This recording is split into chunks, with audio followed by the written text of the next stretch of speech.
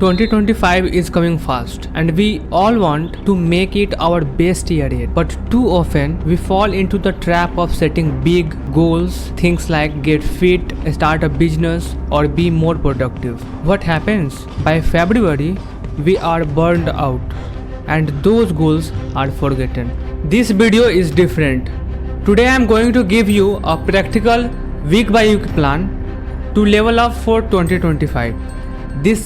These are a small, specific action you can take every week, and by the end of it, you will be ahead of most people who started the year aimlessly. So, identify your key area of focus. Before we start doing anything, you need to get clear on what's most important to you. We can't tackle everything at once, so for the first week, your focus is on identifying your one key area that you want to level up in 2025. Ask yourself these questions. What is the one thing that if I improved would make the biggest impact on my life? What am I willing to commit for the entire year?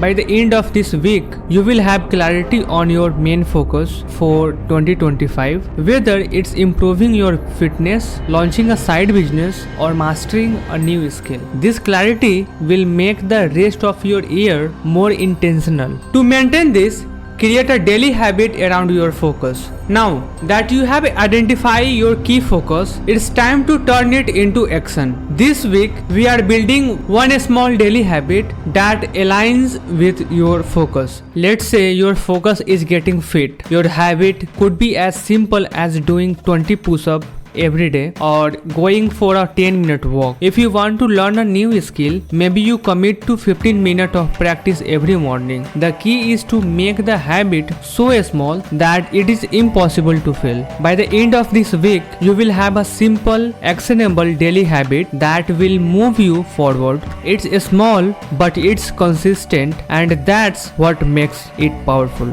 But it's crucial to build a weekly review system. Week 3 is about you are going to set up a weekly review system to check in on your progress. This is crucial because most people get lost in the day-to-day grind and forget to step back and evaluate how far they have come. At the end of this week, spend 15 minutes reviewing what worked this week, what didn't, what can I adjust for next week. By the end of this week, you will have a simple reflection system in place that keeps you on track. You will know what's working and where you need to make adjustment, making each week more productive than the last. Because tackle one major distraction. We are all distracted, whether it's social media, endless notification, or watching shows. Distractions eat up our time and energy. In week 4, I want you to identify your biggest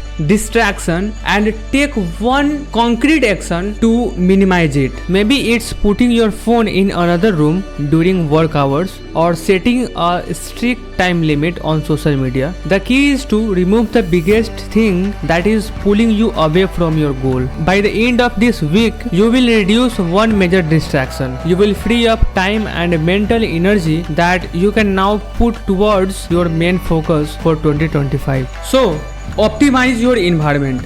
Your environment plays a huge role in your success. In week 5, we are focusing on optimizing the space around you to support your goals. If you are trying to be more productive, create a workspace that encourages focus. If your goal is fitness, make sure your workout clothes are already ready, or place your running shoes where you will see the first thing in the morning. By the end of this week, you will have an environment that supports your goal, making it easier to stay consistent and focused. Therefore, set a 30-day challenge. We are 6 weeks in. By now, you should have some solid habits built around your focus. For week 6, it's time to raise the bar. You are going to set a 30-day challenge for yourself. Pick one specific action related to your focus that you can commit to every day for 30 days. For example, if fitness is your goal, challenge yourself to do a specific workout daily. If learning is your focus, commit to practicing your skill for 30 days straight. By the end of this week, you will have set yourself up for a focused 30-day challenge that will push you out of your comfort zone and accelerate your progress. Because if you find accountability, it's easy to give up when no one is watching. That's why week 7 is all about finding accountability. Find a friend, family member, or community that will hold you accountable to your goals, whether it's checking in weekly or having someone to share your progress with. Accountability can be the difference between sticking with it and giving up. By the end of this week, you will have someone or a group to keep you on track, making it much harder to slip up or lose motivation. And reflect and plan ahead. Finally, in week 8, we are going to take a step back and reflect on everything we have done so far. Look at the habits you will build, the progress you have made, and the distractions you have removed. Reflect on what's worked and then plan out the next phase.